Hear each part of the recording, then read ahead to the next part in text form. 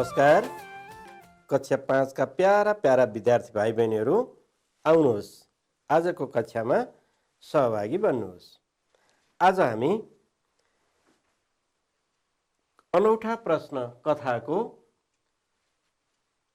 अभ्यास अन्तर्गत रहेको कार्यमूलक व्याकरणको बारेमा आज हामी सिक्दैछौँ।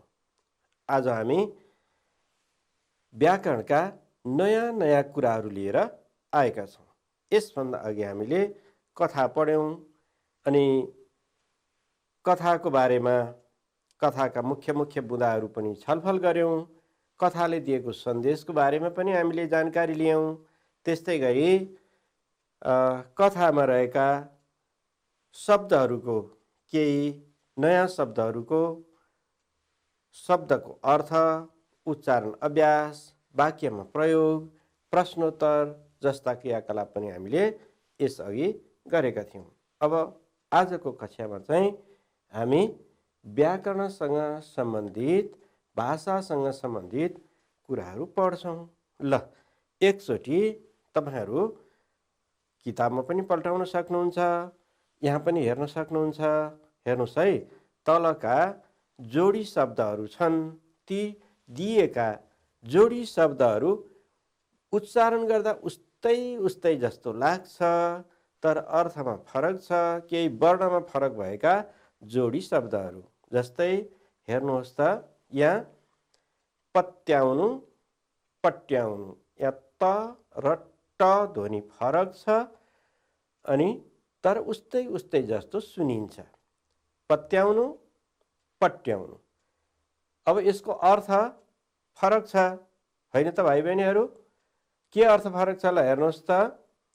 पत्याउनु भनेको विश्वास गर्नु, भरोसा गर्नु, अनि त्यस्तै गरी पट्याउनु भनेको लुगा कपडा नखुम्चिने गरी मिलाउनु, मिलाएर राख्नु, पट्याउनु होइन त।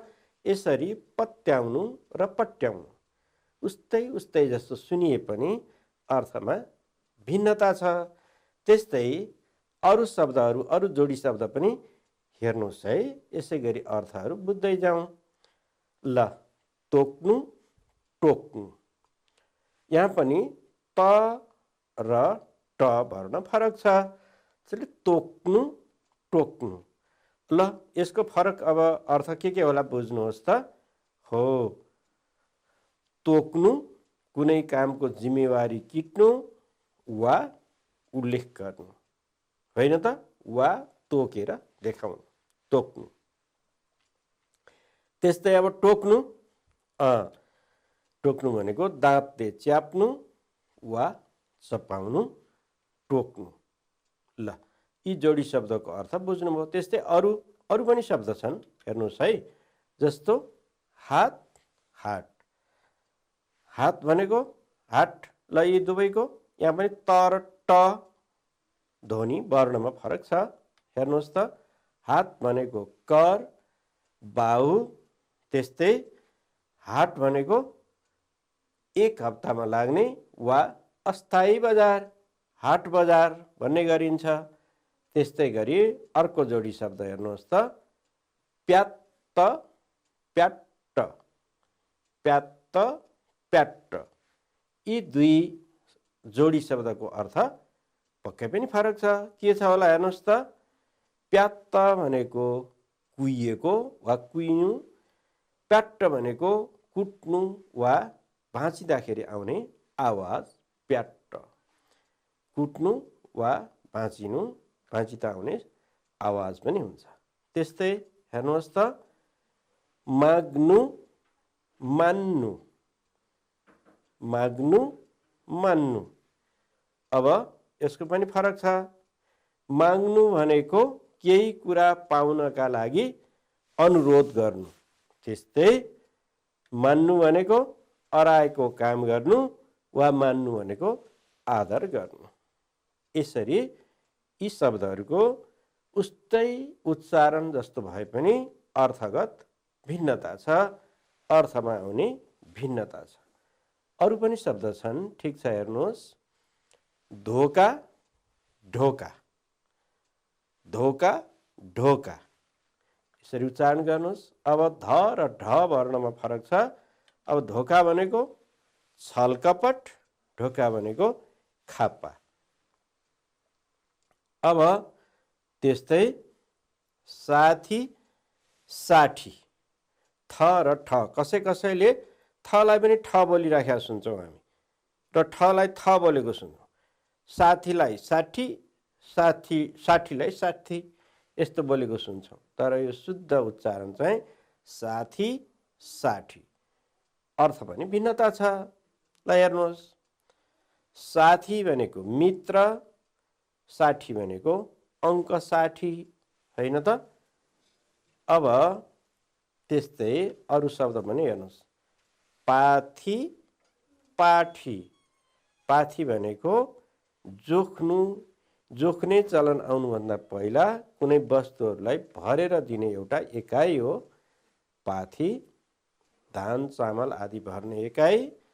त्यस्तै पाठी भनेको बाख्राको बच्ची जसलाई हामी के भन्छौँ, पाठी। ल अब उस्तै उच्चारण हुने तर अर्थमा भिन्नता हुने अरू शब्दहरू पनि छन्। हो, उस्तै उच्चारण हुने तर अर्थमा भिन्नता हुने शब्दलाई चाहिँ श्रुतिसम भिन्नार्थी शब्द पनि भन्छन्। उस्तै उच्चारण हुने तर अर्थमा भिन्नता हुने हो श्रुतिसम भिन्नार्थी शब्द। ल मैले यसलाई एउटा नाम लेखेँ, श्रुतिसम भिन्नार्थी अथवा उस्तै सुनिने तर भिन्न अर्थ हुने भनेको अर्थ हो यसको श्रुतिसम भिन्नार्थी शब्द। अब यस्ता शब्दहरू प्रशस्ति छन्। उदाहरणका लागि केही शब्दहरू यहाँ म तपाईहरुलाई प्रस्तुत गर्छु। हेर्नुहोस् र ती शब्दहरू पढ्नुहोस्, उच्चारण गर्नुहोस् अनि अर्थमा के भिन्नता छ यसलाई खोज्ने प्रयास पनि गर्नुहोस् है त। जस्तै हेर्नुहोस्, यस यस। अब यसको अर्थ के होला?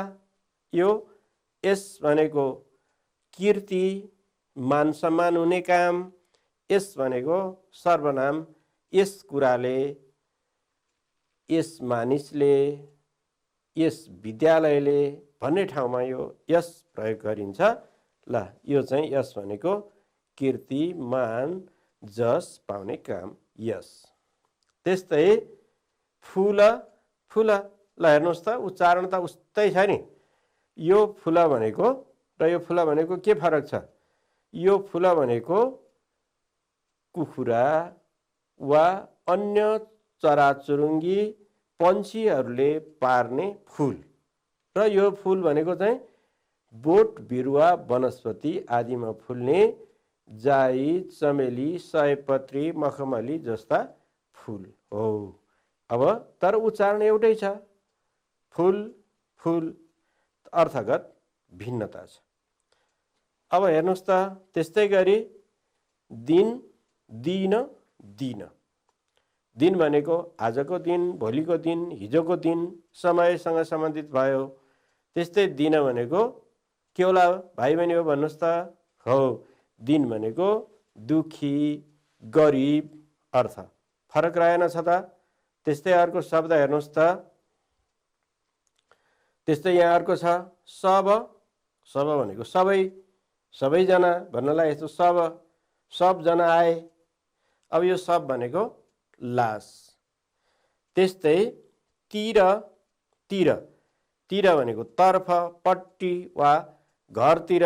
जस्तो कि घरतिर हेर्दा वनतिर मुख, वनतिर हेर्दा घरतिर मुख भन्दाखेरि यसरी तिर प्रयोग गरिन्छ। त्यस्तै तिर भनेको खोला वा नदीको किनार, त्यसलाई तिर भनिन्छ हैन त? ल त्यस्तै गरी अब कोश र कोश।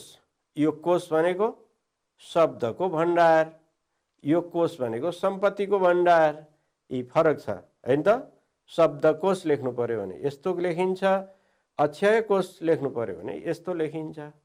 ल अब त्यस्तै अर्को शब्द हेर्नुहोस् त, पट्टी पट्टी। या उच्चारणमा कुनै भिन्नता छैन। यो यतापट्टि ट चाहिँ ह्रस्व छ, टी, यो टी दीर्घ छ, तर उच्चारण उस्तै हुन्छ, पट्टी पट्टी। अब अर्थगत भिन्नता छ। जस्तै पट्टी भनेको तिर, घरपट्टि, अगाडिपट्टि, पछाडिपट्टि भन्ने ठाउँमा यस्तो पट्टी प्रयोग गरियो। यो पट्टी भनेको घाउ आदिमा लगाउने पट्टी भयो, हैन त? ल, यसरी यो पनि फरक अर्थ छ। अब सीता सीता, सीता भातको सीता, सीता कुनै केटीको नाम, नारी। अब त्यस्तै जाति जाति, यो जाति भनेको कुन जातको मान्छे भन्ने अर्थ भयो।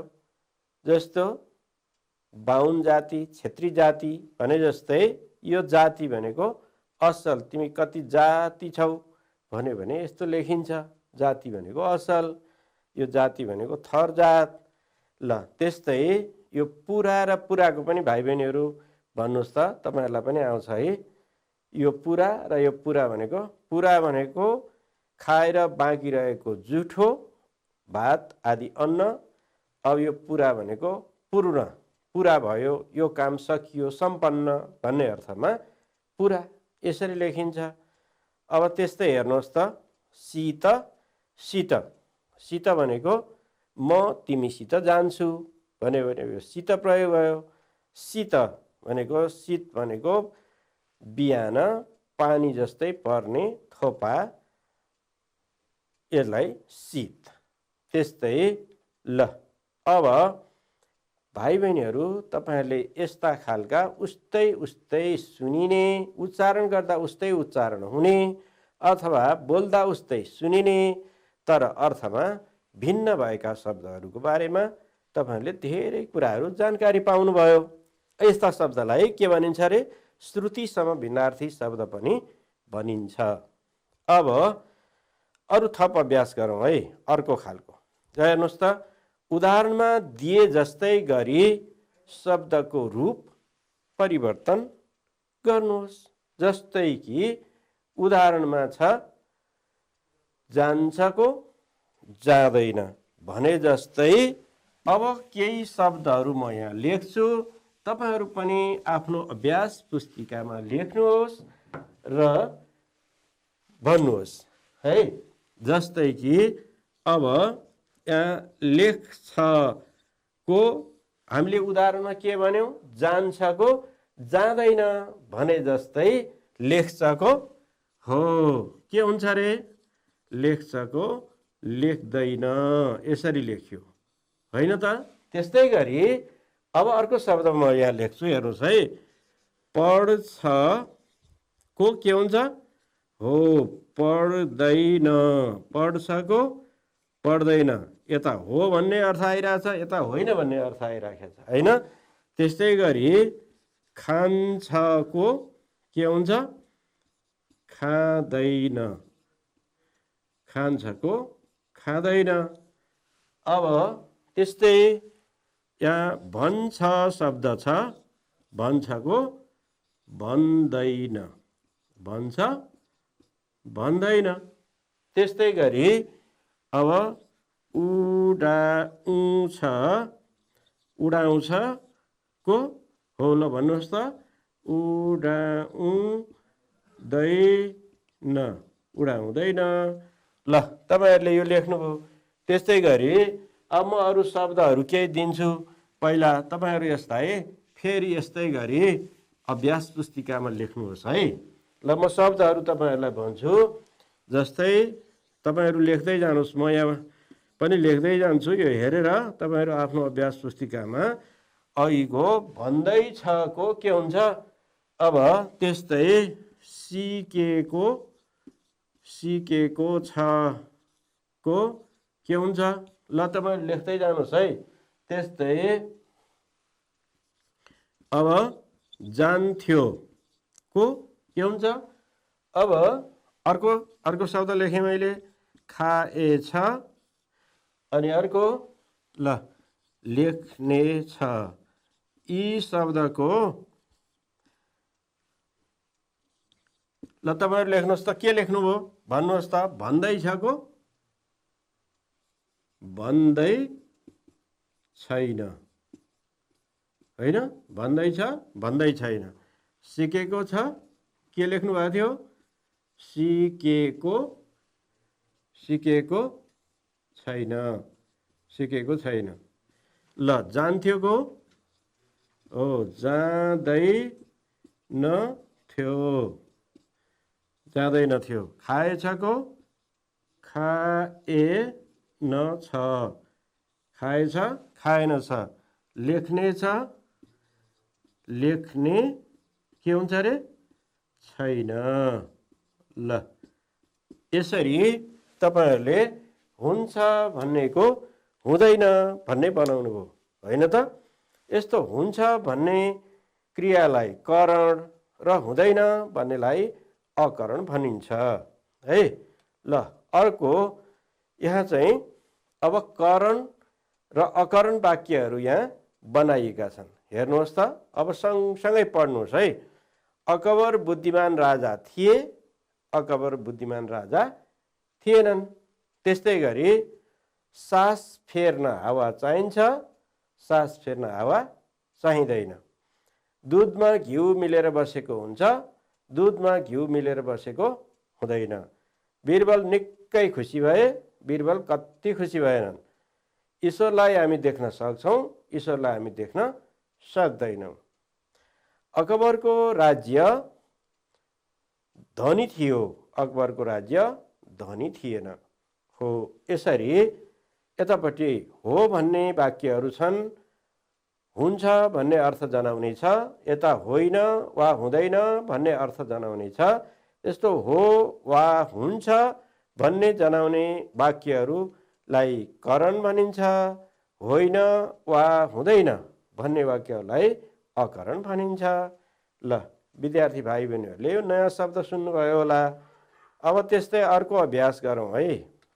अब उदाहरणमा दिए जस्तै गरी तपाईहरु वाक्य परिवर्तन गर्नुहोस् है। यही थप अभ्यास करण अकरणकै जस्तै हो। जस्तै उदाहरणमा दिएको छ म गृह कार्य गर्छु म गृह कार्य गर्दिन।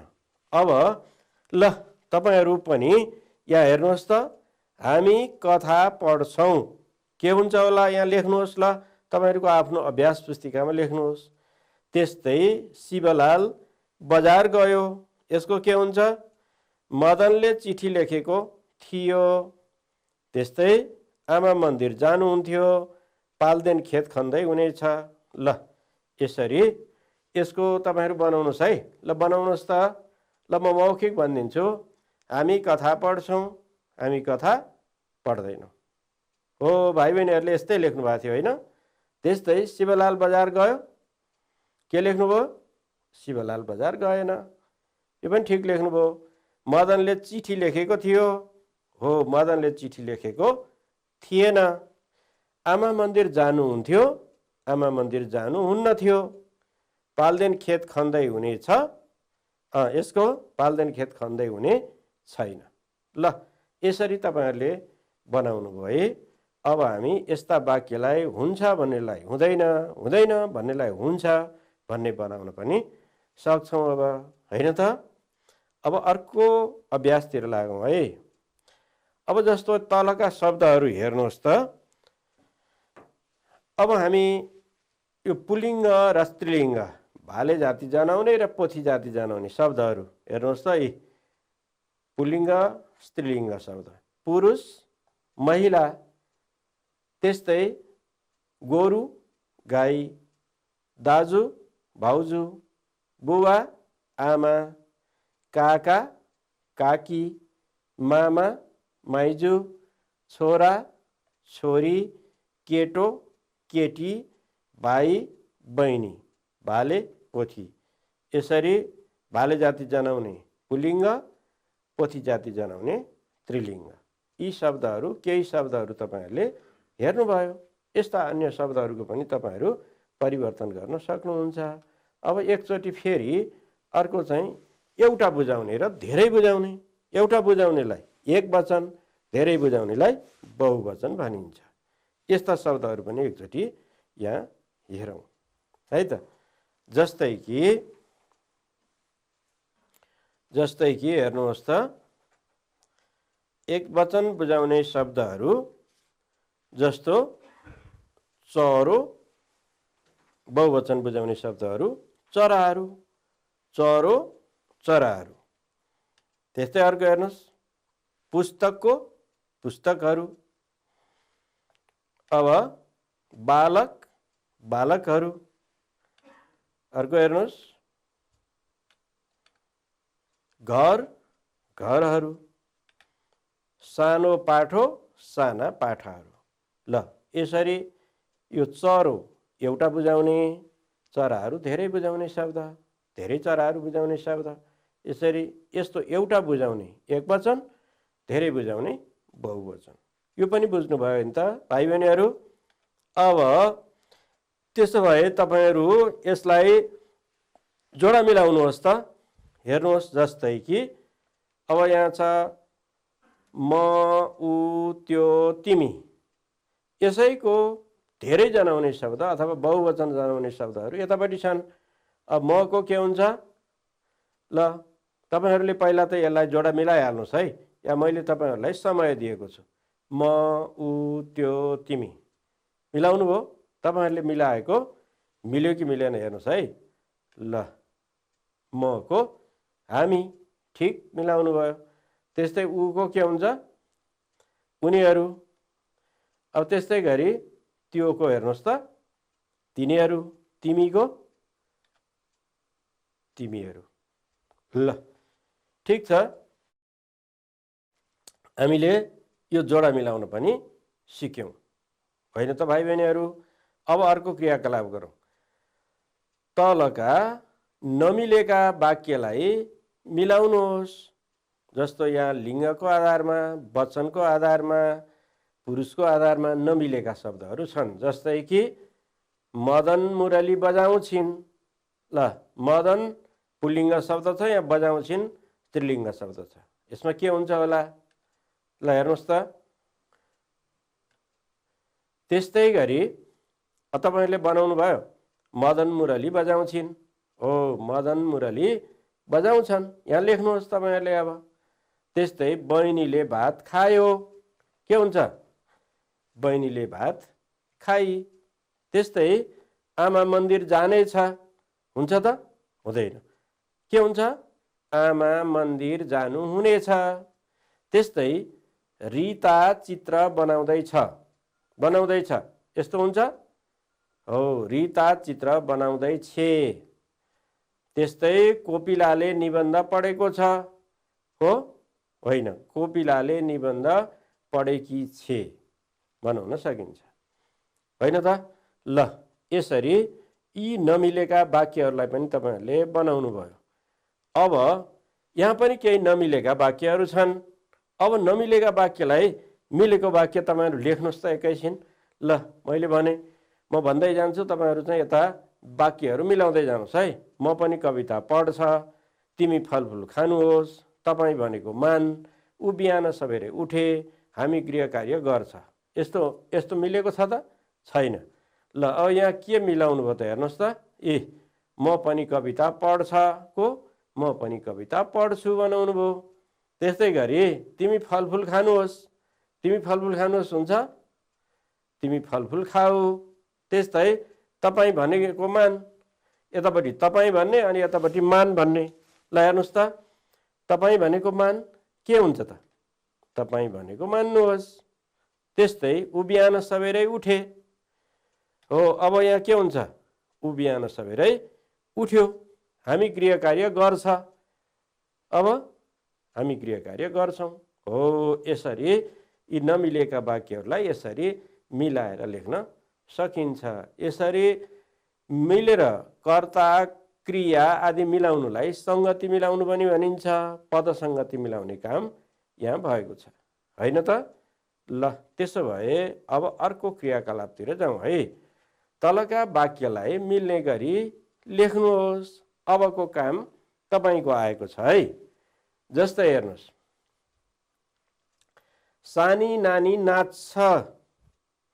अब यसलाई यतापट्टि लेख्नुहोस्। यहाँ सानी नानी नाच्छ हुन्छ त। म विदेश जान्छ, कविताले चित्र बनायो, किसानहरू खेत खन्छ, आमा रोटी पकाउँछ। अब यी वाक्यहरूलाई अब यतापट्टि मिलाएर लेख्नुहोस् है। तपाईको काम है त्यो चाहिँ। अब अर्को काम, बिरालोले मुसो खान्छ। यो बिरालो एक वचन छ। अब यसलाई बहुवचन धेरै जनाउने बनाउनु पर्यो। जस्तै अब के हुन्छ होला, बिरालोले मुसो खान्छ, सानो भाइ गृह कार्य गर्छ, सरलाको भाइ चित्र बनाउँछ, म विद्यालय जान्छु, ऊ चित्र बनाउँछ। के हुन्छ ल बनाउनुहोस् त। ल हेर्नुहोस्, मुरो बिरालो मुसो खान्छ, बिरालाहरूले मुसा खान्छन्, सानो भाइ गृह कार्य गर्छ, साना भाइहरू गृह कार्य गर्छन्। मैले मौखिक भनिदिएँ, तपाईहरु लेख्नुहोस् है। सरलाको भाइ चित्र बनाउँछ, सरलाका भाइहरू चित्र बनाउँछन्। म विद्यालय जान्छु, मको हामी विद्यालय जान्छौँ, ऊ चित्र बनाउँछ, उनीहरू चित्र बनाउँछन्। ल यसरी तपाईहरु टिप्दै पनि जानुभएको छ है। अब अर्को हेर्नुहोस्, तलको वाक्य पढ्नुहोस्। जस्तो बहिनी बजार जान्छ। अब यसलाई मिलेको वाक्य बनाउनुहोस्। भाइ घर गए हुन्छ, सीताले चिठी लेखे, रमाले मुरली बजाएको थियो, भाउजूले भात पकायो। यस्तो बोलिन्छ त? बोलिँदैन। कस्तो हुन्छ त? बहिनी बजार जान्छ। ल तपाईहरुले बनाउनु भयो। यहाँ कस्तो बनाउनु भयो? बहिनी बजार जान्छे, भाइ घर गएको नि, भाइ घर गयो, सीताले चिठी लेखे, सीताले चिठी लेखी, रमाले मुरली बजाएको थियो। के हुन्छ रे? ए रमाले मुरली बजाएकी थिए, भाउजूले भात पकायो, भाउजूले भात पकाउनु भयो। ल यसरी नमिलेका वाक्यलाई संगति नमिलेको वाक्य र यो चाहिँ संगति मिलेको वाक्य यसरी मिलाएर लेख्नुपर्छ र बोलीचालीमा पनि यस्तै मिलेका वाक्यहरू बोल्नुपर्छ है त विद्यार्थी भाइ बहिनीहरू। अब अर्को क्रियाकलापतिर जाउँ। अब हामी चिन्हको बारेमा चर्चा गर्दैछौँ, छलफल गर्दैछौँ। अब यहाँ उदाहरणहरू छन्। यो तपाईहरुको पाठ्यपुस्तकमा रहेको अभ्यास पनि हो। वैशाख 1 गते कुन पर्व पर्छ? यहाँ कुनै पनि चिन्ह दिएको छैन। कुन चिन्ह राख्नुपर्छ होला? ल राखिहाल्नुहोस्। त्यस्तै ल अब हात तल झार बिरबलले भने। यहाँ पनि के चिन्ह राख्नुपर्छ होला? मैले बाटामा नरेश, लक्ष्मी, मनु र प्रवीणलाई भेटेँ। स्याबास, तिमीले राम्रो गर्यौ। ल यहाँ चिन्हहरू कुन कुन भर्नुपर्छ होला? कहाँ? एउटा त यहाँ वैशाख 1 गते कुन पर्व पर्छ भन्ने पछाडि राख्नुपर्ने छ। यहाँ ल पछाडि यहाँ राख्ने रहेछ। अनि यहाँ पनि चिन्ह राख्नुपर्ने रहेछ हैन? अब ल हेर्नुहोस् त, यो चिन्ह प्रयोग यसरी गर्न सकिन्छ। वैशाख 1 गते कुन पर्व पर्छ? यहाँ प्रश्न सोधेको छ। यसले प्रश्नको सोधनीमा त हामी प्रश्न चिन्ह राख्छौँ। यसलाई प्रश्न चिन्ह भनिन्छ यो। अब त्यस्तै गरी दोस्रो हेर्नुहोस् त। ल अब हात तल झार बिरबलले भने, यस्तो राख्नु पर्यो। त्यस्तै गरी अर्को हेर्नुहोस् त, अर्को हेर्नुहोस्, मैले बाटामा नरेश, लक्ष्मी, मनु र प्रवीणलाई भेटेँ। यहाँ उस्तै नाम दोहोरिएकोले यस्तोमा अल्पविराम राख्नुपर्छ। अब यहाँ चाहिँ स्याबास पछि चिन्नु छैन हैन? ए स्याबास, तिमीले राम्रो काम गर्यौ। यसरी यी चिन्हहरूको प्रयोग गर्न सकिन्छ। यी चिन्हहरूका नाम के रे भन्नुहोस् त? हो, प्रश्न बुझाउनु पर्दा प्रश्न चिन्ह प्रयोग गरिन्छ। जस्तै तिम्रो नाम के हो? तिमी कति वर्षका भयो? तिमीलाई मन पर्ने खेल कुन हो? यसरी हेर्नुहोस् त, यो र यो चिन्हहरू के? प्रश्न चिन्ह। यसलाई हामी प्रश्न चिन्ह भन्ने गर्छौँ। तपाईहरुले पनि कुनै प्रश्न गर्दा, सोधनी गर्दा, जिज्ञासा प्रकट गर्दा यस्ता चिन्हहरू प्रयोग गर्न सक्नुहुन्छ अथवा प्रयोग गर्नुपर्छ। अब अर्को हेर्नुहोस् त, अर्को के चिन्ह प्रयोग भएको थियो? उद्गार चिन्ह। खुसी, दुःख अथवा आश्चर्य, हर्ष, घृणा आदि भाव व्यक्त गर्न उद्गार चिन्ह प्रयोग गरिन्छ। जस्तै अघि हामीले के प्रयोग गरेका थियौँ, स्याबास, त्यस्तै दुःख, राम राम, हरे शिव, कठै, बिचरा, उफ, छि, छ्या जस्ता शब्दहरू प्रयोग गर्दा हामी यस्तो प्रयोग गर्छौँ। त्यस्तै अर्को अल्पविराम। अल्पविराम भनेको यस्तो चिन्ह, अल्पविराम भनेको छोटो विश्राम। एउटा वाक्य प्रयोग हुने अथवा वाक्यमा प्रयोग हुने समान उस्तै शब्दहरू 3 भन्दा बढी आयो भने यस्ता संयुक्त वाक्य खण्डहरू छुट्याउन, यस्ता शब्दहरू छुट्याउन अल्पविरामको प्रयोग गरिन्छ। जस्तै उनीहरूले आँप, स्याउ, सुन्तला र केरा खाए। अन्तिममा र राखिएको छ र त्योभन्दा पहिला अल्पविरामको प्रयोग गरिएको छ। त्यस्तै किसानहरू बजार गए, मल बिउ किने अनि घरतिर फर्किए। गए, यहाँ वाक्य खण्ड छुट्याउनलाई यो प्रयोग गरिएको छ। भो, म उता जान्न। यसरी अल्पविरामको प्रयोग गरिन्छ। अब त्यस्तै हेर्नुहोस् त, अल्पविरामको कुरा त हामीले भर्खरै पढ्यौँ। अब हामीलाई एउटा कथा लेखन सिपको बारेमा अलिकति जान्नु छ। कथा लेख्न जान्नु छ। कथा विभिन्न ढङ्गले लेख्न सकिन्छ। चित्र हेरेर पनि कथा लेख्न सकिन्छ। कुनै सङ्केत वा बुँदा दिएको आधारमा पनि कथा लेख्न सकिन्छ। अरू तरिकाहरू पनि छन्। आज चाहिँ हामी दिएका सङ्केतका आधारमा, केही भनाइहरूका आधारमा, छोटो कुराहरूका आधारमा हामी एउटा कथाको रूप दिन सक्छौँ, कथाको स्वरूप दिन सक्छौँ।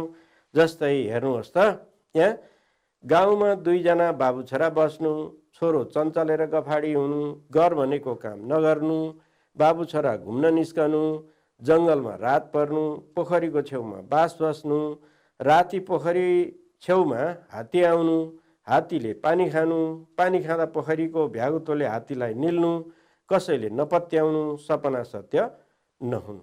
ल, यी सङ्केतहरूका आधारमा एउटा सानो कथा तयार पार्न सकिन्छ। भाइ बहिनीहरू, तपाईँहरू सोच्नुहोस् त कस्तो कथा बन्छ होला। मैले पनि सोचेको छु र यसलाई छोटो कथा लेख्ने प्रयास गरेको छु। हेर्नुहोस् त, शीर्षक राख्नुपर्छ कथा लेख्दाखेरि। यहाँ शीर्षक छ सपनाको कुरा। अब यसलाई ती अघिका अधुरा सङ्केतहरूलाई यहाँ वाक्य बनाएर पुरा गर्ने। जस्तै एउटा गाउँमा 2 जना बाबु छोरा बस्ने गर्थे। छोरो चाहिँ निकै चञ्चले थियो, ऊ गफाडी पनि थियो, ऊ बाबुले गर भनेको काम गर्दैनथ्यो। त्यस्तै एक दिन बाबु छोरा घुम्न निस्केका थिए। जङ्गलमा घुम्दा घुम्दै रात पर्यो। उनीहरू एउटा पोखरीको छेउमा बास बसे। थाकेका उनीहरू भुसुक्क निदाए। छोराले सपना देख्यो, पोखरीमा राति हात्ती पानी खान आइपुग्यो। हात्तीले पेटभरि पानी खायो। पानी खाँदा खाँदै पोखरीको भ्यागुतोले हात्तीलाई निल्यो। यस कुरालाई उसले जताततै भन्यो, तापनि कसैले पत्याएनन्। सपना सत्य नहुने रहेछ, सपनामा देखेको कुरा सत्य हुँदैन भन्ने कुरा उसले पनि बुझ्यो। ल भाइ बहिनीहरू, यसरी हामीले दिएका सङ्केतका आधारमा सानो कथाको स्वरूप तयार पार्न पनि सिक्यौँ। अब यसै गरी यस्तै सङ्केतका आधारमा तपाईँहरू पनि कथा, राम्रा कथा लेख्न सक्नुहुन्छ है त। ल, आजको कक्षामा विद्यार्थी भाइ बहिनीहरूको सक्रियता देखेर मलाई निकै खुसी लागेको छ। अब अरू आउँदा कक्षाहरूमा पनि यस्तै सक्रियतापूर्वक तपाईँहरूको सहभागिता हुनेछ भन्ने अपेक्षा गर्दै आजको कक्षा बन्द गरौँ त। ल, धन्यवाद है त। आजको समय पनि सकिएको छ। भाइ बहिनीहरूलाई धन्यवाद दिँदै यो कक्षा अन्त्य गरेँ। धन्यवाद, नमस्कार।